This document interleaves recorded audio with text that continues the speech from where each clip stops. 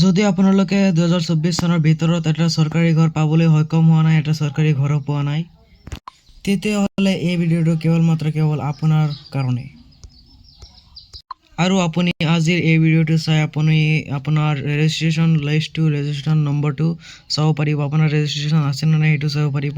আৰু সেই লিষ্টত যদি আপোনাৰ নাম থাকে তেতিয়াহ'লে এই 2024 চনৰ ডিচেম্বৰৰ 11 তাৰিখৰ ভিতৰতেই আপোনালোকে চৰকাৰী ঘৰ লাভ কৰিব পাৰিব।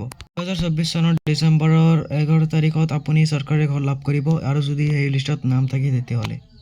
আৰু কেইদিনমান আগতে মন্ত্ৰী নন্দিত দাসে ঘোষণা কৰিছিল যে 2024 চনৰ ডিচেম্বৰৰ 11 তাৰিখে আপোনাৰ চৰকাৰী ঘৰৰ ফাৰ্ষ্ট পে'মেণ্টটো আহি যাব বুলি কৈছিল।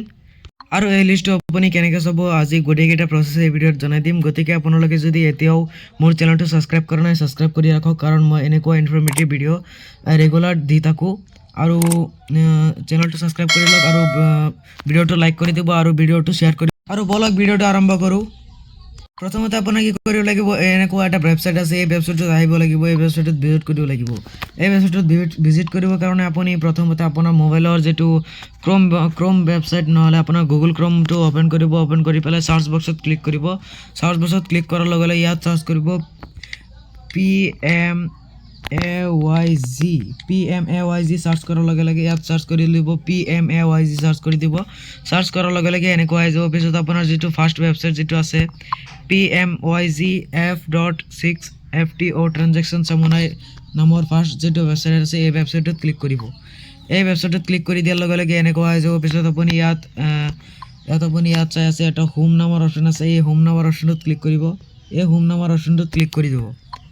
এই হোম নামৰ অপশ্যনটোত ক্লিক কৰি দিয়াৰ লগে লগে এনেকুৱা আহি যাব। পিছত আপুনি আৰু ইয়াত তলপানে স্ক্ৰল ডাউন কৰি অহাৰ লগে লগে ইয়াত আপুনি চাব পাৰিব কমপ্লিট কিমান হৈছে ঘৰ কিমানটা কমপ্লিট হৈ গৈছে।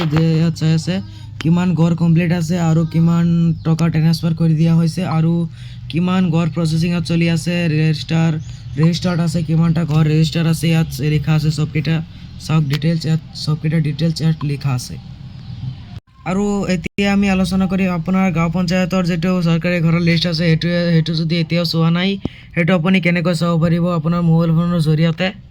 ইয়াত আপুনি কি কৰিব লাগিব, ইয়াত স্ক্ৰল ডাউন কৰি তলপিনে আহিব। তলপিনে অহাৰ লগে লগে ইয়াত এটা অপশ্যন আছে, এইটো 3 ডটৰ অপশ্যন আছে, এইটো ইয়াত চাব পাৰিব। এইটো এই অপশ্যনটোত ক্লিক কৰিব। এই অপশ্যন যিটো আছে এই অপশ্যনটোত ক্লিক কৰিব। এই অপশ্যনটোত ক্লিক কৰি দিব।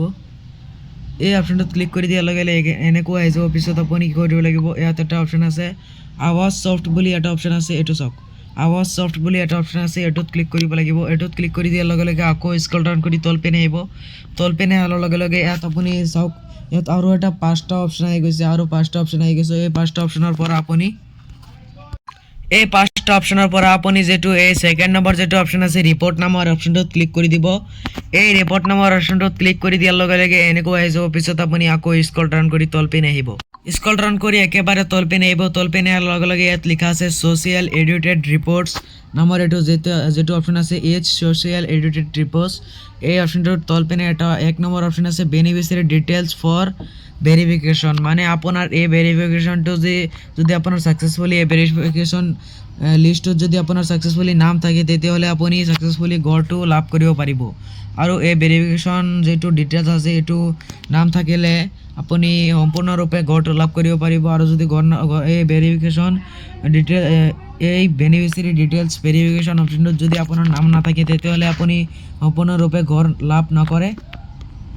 আৰু যদি আপোনাৰ এইটো অপশ্যনত যদি আপোনাৰ নাম থাকে তেতিয়াহ'লে আপুনি ডিচেম্বৰৰ 11 তাৰিখে আপুনি সম্পূৰ্ণৰূপে ঘৰ লাভ কৰিব পাৰিব। এতিয়া আপুনি কি কৰিব লাগিব, এই 1 নম্বৰ যিটো অপশ্যন আছে বেনিফিচিয়াৰী ডিটেইলছ ফৰ ভেৰিফিকেশ্যন নাম বুলি এই অপশ্যনটোত ক্লিক কৰি দিব। এই অপশ্যনটোত ক্লিক কৰি দিয়াৰ লগে লগে এনেকুৱা আহি যাব। পিছত আপুনি ইয়াত তলপিনে আহি যাব। তলপিনে অহাৰ লগে লগে এটা অপশ্যন আহি গৈছে অল ষ্টেটছ, ইয়াত চাব পাৰিব। এই অল ষ্টেটছ নামৰ অপশ্যনটোত ক্লিক কৰিব। ইয়াত ক্লিক কৰি দিয়াৰ লগে লগে আপোনাৰ ষ্টেট কোনটো সেইটো চিলেক্ট কৰি দিব। মোৰতো আসামটো চিলেক্ট কৰি দি আছোঁ। এতিয়া আসামটো চিলেক্ট কৰি দি আছোঁ। এইটোত টিক মাৰ্ক কৰি দিব। আপোনাৰ ষ্টেট কোনটো সেইটোত টিক মাৰ্ক কৰি দিব। টিক মাৰ্ক কৰি দিয়াৰ লগে লগে পেজটো এনেকুৱা লোডিং খাই আহি যাব। পিছত আপুনি আকৌ স্ক্ৰল ডাউন কৰি তলপিনে আহিব। তলপিনে অহাৰ লগে লগে ইয়াত আৰু এটা অপশ্যন আহি গৈছে চিলেক্ট নামৰ আৰু এটা অপশ্যন আহি গৈছে। এই চিলেক্ট নামৰ অপশ্যনটোত ক্লিক কৰি দিব। এতিয়া আপোনাৰ ডিষ্ট্ৰিক্ট কোনটো সেইটো চিলেক্ট কৰি দিব আপোনাৰ ডিষ্ট্ৰিক্টটো বিচাৰি লৈ পেলাই চিলেক্ট কৰি দিব মইতো নগাঁও ডিষ্ট্ৰিক্টত নগাঁওটো বিচাৰি লৈ পেলাই চিলেক্ট কৰি দি আছোঁ ইয়াত নগাঁও আহি গৈছে ইয়াত চাওক নগাঁও আহি গৈছে নগাঁও ডিষ্ট্ৰিক্ট ইয়াত টিক মাৰ্ক কৰি দিব টিক মাৰ্ক কৰি দিয়াৰ লগে লগে এনেকুৱা হৈ যাব পিছত আপুনি আকৌ এবাৰ স্ক্ৰল ডাউন কৰি তলপিনে আহিব তলপিনে লগে লগে আৰু এটা অপশ্যন আহি গৈছে চিলেক্ট বুলি এই চিলেক্ট নামৰ অপশ্যনটোত আকৌ এবাৰ ক্লিক কৰি দিব ক্লিক কৰি দিয়াৰ লগে লগে আপুনি এতিয়া আপোনাৰ যোনটো সমষ্টি হয় আপোনাৰ ব্লক কোনটো সেইটো বিচাৰি লৈ পেলাই চিলেক্ট কৰি দিব আপোনাৰ ব্লকটো সমষ্টিটো চিলেক্ট কৰি দিব এতিয়া মোৰ ব্লকটো চিলেক্ট কৰি দি আছোঁ ব্লকটো চিলেক্ট কৰি দিয়াৰ লগে লগে এনেকুৱা হৈ যাব পিছত আপুনি আকৌ এবাৰ স্ক্ৰল ডাউন কৰি তলপিনে আহিব তলপিনে পেলাৰ লগে লগে ইয়াত আৰু এটা অপশ্যন আহিছে চিলেক্ট বুলি এই চিলেক্ট নামৰ অপশ্যনটোত আকৌ এবাৰ ক্লিক কৰিব ক্লিক কৰি দিয়াৰ লগে লগে এতিয়া আপোনাৰ গ্ৰাম পঞ্চায়ত কোনটো সেইটো বিচাৰি লৈ পেলাই আপোনাৰ গ্ৰাম পঞ্চায়তটো চিলেক্ট কৰি দিব আপোনাৰ গ্ৰাম পঞ্চায়ত কোনটো সেইটো বিচাৰি লৈ পেলাই চিলেক্ট কৰি দিব মোৰ গ্ৰাম পঞ্চায়ত এটা আহি গৈছে ষোলগড়ি ইয়াত আহি গৈছে এইটো চিলেক্ট কৰি দি আছোঁ টিক মাৰ্ক কৰি দিব টিক মাৰ্ক কৰি পেলাই আপুনি চিলেক্ট কৰি দিব পিছত আপুনি এনেকুৱা আহি যাব পিছত আকৌ এবাৰ স্ক্ৰল ডাউন কৰি তলপিনে আহিব তলপিনে অহাৰ লগে লগে ইয়াত আৰু এটা অপশ্যন আহি গৈছে এই অপশ্যনটোত ক্লিক কৰিব এই অপশ্যনটোত ক্লিক কৰি দিয়াৰ লগে লগে আকৌ এবাৰ এনেকুৱা আহি যাব পিছত আপুনি আপোনাৰ লেটেষ্ট যুগৰ লিষ্টটো চিলেক্ট কৰিব আপোনাৰ লেটেষ্ট যুগৰ লিষ্ট লাগে না আপোনাৰ পুৰণা লিষ্ট লাগে সেইটো আপুনি চনটো বিচাৰি লৈ পেলাই চিলেক্ট কৰি দিব মোৰতো 2024-25 লিষ্ট লাগে সেইকাৰণে মই 2024-25 লিষ্টটো চিলেক্ট কৰি দি আছোঁ এইটো আপোনাৰ আহি গৈছে 2024-25 এইটো আপুনি টিক মাৰ্ক কৰি দিব টিক মাৰ্ক কৰি দিয়াৰ লগে লগে এনেকুৱা পেজটো লোডিং খাব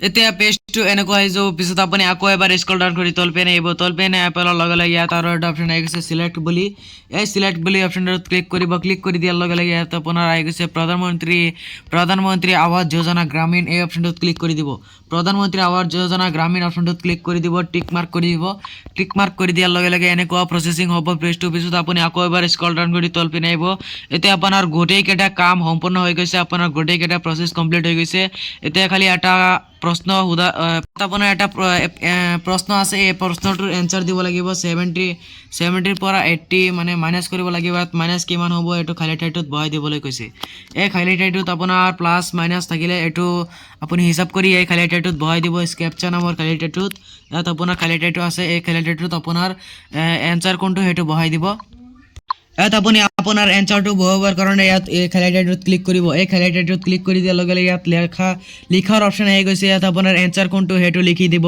আপোনাৰ এনচাৰ কোনটো সেইটো লিখি দিব আপোনাৰ এনচাৰ কি আছে সেইটো লিখি দিব আপোনাৰ এনচাৰটো লিখি দিয়ক ইয়াত আপোনাৰ এনচাৰটো লিখি দিয়াৰ লগে লগে ইয়াত আপোনাৰ সাবমিট নামৰ যেটো অপশ্যন আছে এই সাবমিট নামৰ অপশ্যনটোত ক্লিক কৰি দিব এই সাবমিট নামৰ অপশ্যনটোত ক্লিক কৰি দিয়াৰ লগে লগে আকৌ এবাৰ পেজটো লোডিং হ'ব পিছত আপুনি এনেকুৱা হৈ যাব পিছত আপুনি স্ক্ৰল ডাউন কৰি তলপিনে আহিব তলপিনে অহাৰ লগে লগে ইয়াত চাওক আপোনাৰ গোটেইকেইটা ডিটেইলছ আহি গৈছে beneficiary father spouse name registration number ইয়াত আপোনাৰ ৰেজিষ্ট্ৰেশ্যন নাম্বাৰ আছে এইটো ৰেজিষ্ট্ৰেশ্যন নাম্বাৰ আছে এইটো চাওক ইয়াত ৰেজিষ্ট্ৰেশ্যন নাম্বাৰ আছে গোটেইকেইটা ৰেজিষ্ট্ৰেশ্যন নাম্বাৰ আছে ইয়াত গোটেইকেইটা ৰেজিষ্ট্ৰেশ্যন নাম্বাৰ চাব পাৰিব এইটো BPL ফেমিলি ID নম্বৰ আছে বেনিফিচিয়াৰী নেম আছে আৰু ফেন্সিয়েল ইয়াৰ আছে এইটো চাওক এটা আপোনাৰ policy category BPL family ID number আছে জব কাৰ্ড নম্বৰ আছে ইয়াত গোটেইকেইটা ডিটেইলছ ইয়াত আহি গৈছে ইয়াত চাব পাৰিব সেকশন নম্বৰ আছে হাউস ষ্টেট আছে এটা আপোনাৰ সেকশন ডেট আছে আৰু এই লিষ্টত যদি আপোনাৰ নাম থাকে তেতিয়াহ'লে আপুনি সম্পূৰ্ণৰূপে ঘৰ লাভ কৰিব পাৰিব আৰু আপোনাৰ এই লিষ্টত আপোনাৰ নাম আছে কিনা এটো ভালদৰে আপুনি চাই উলিয়াই পেলাই আপুনি চাই ল'ব মই যেনেকৈ দেখুৱাইছো কেনেকৈ ওলাব লাগে এনেকৈ হুবাহু চাই আপুনি উলিয়াই চাই ল'ব আপোনাৰ এই লিষ্টত আপোনাৰ নাম আছে কিনা ইয়াত আপুনি এমাউণ্টটো চাব পাৰিব ঘৰৰ এমাউণ্ট কোনটো এটো চাব পাৰিব ইয়াত 81,250 টকা এটো এমাউণ্টটো আহি গৈছে আৰু যদি আপুনি ইয়াত চাবলৈ মুশকিল হৈ আছে আপুনি ইয়াত চাব পৰা নাই তেতিয়াহ'লে আপুনি এইটো ডাউনলোড PDF-ত ক্লিক কৰি ইয়াত আপুনি ডাউনলোড কৰিব পাৰিব আপোনাৰ গ্যালাৰীত সোমাই যাব ডাউনলোড কৰিব পাৰিব এই ডাউনলোড PDF-ত ক্লিক কৰি আপুনি গোটেইকেইটা ডিটেইলছ ডাউনলোড কৰি ল'ব আপোনাৰ গ্যালাৰীত আহি যাব পিছত আপুনি গ্যালাৰীৰ পৰা ইজি সহজেই আপুনি আপোনাৰ গেলাৰীৰ পৰা চাব পাৰিব। ইয়াত ডাউনলোড পিডিএফত ক্লিক কৰিব। ডাউনলোড কৰিবৰ কাৰণে ইয়াত ডাউনলোড পিডিএফত ক্লিক কৰি ল'ব। ডাউনলোড পিডিএফত ক্লিক কৰি আপোনাৰ ডাউনলোড কৰি ল'ব। পিছত আপুনি ডাউনলোড কৰি পেলাই আপুনি অতি সহজে আপুনি আপোনাৰ গেলাৰীত চাব পাৰিব। আৰু যদি এতিয়াও মোৰ চেনেলটো ছাবস্ক্ৰাইব কৰা নাই ছাবস্ক্ৰাইব কৰি লওক, কাৰণ মই এনেকুৱা ইনফৰমেটিভ ভিডিঅ' ৰেগুলাৰ দি থাকোঁ।